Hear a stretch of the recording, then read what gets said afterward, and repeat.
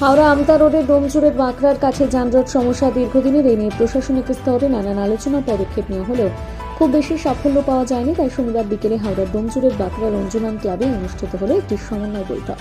বৈঠকে উপস্থিত ছিলেন ডোমজুড়ের বিধায়ক কল্যাণ ঘোষ, ডোমজুড় কেন্দ্রের তৃণমূল যুব কংগ্রেস সভাপতি নুরুজ মোল্লা, হাওড়ার ডোমজুড় থানা বাঁকড়া ফাঁড়ি দাসনগর ট্রাফিক গার্ডের ওসিরা সহ বাঁকড়ার বিভিন্ন মার্কেটের ব্যবসায়ীরা। মূলত বাঁকড়ার বিভিন্ন মার্কেটের পোশাকের ব্যবসা যেখানকার কুশিয়ারি শিল্প বিখ্যাত।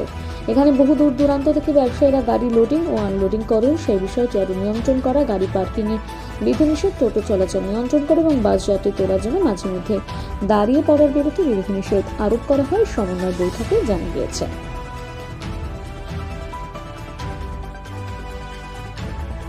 কল্যাণ ঘোষ মহাশয়, হাওড়া জেলার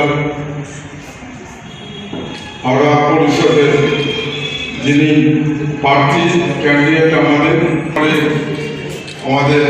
পঞ্চায়েত সমিতির কর্মাধ্যক্ষ এই নুরাই মোল্লা পরিবর্তন করলেও তারা বাঁকড়ায় যখন ঢোকে তারা মনে করে বাঁকড়া থেকেই আমরা পুরো বাসটা ভর্তি করে আমরা যাবো, এইরকম করতে করতে যায়। তাই যাই হোক, এটা প্রশাসন দেখবে। আর একটা কথা, যে টোটো একটা বিরাট সমস্যা। বিশেষ করে আমরা দেখেছি টোটো যদি মানুষ, কোনো আপত্তি নেই, কিন্তু আমরা বিভিন্ন মার্কেটের সামনে দেখেছি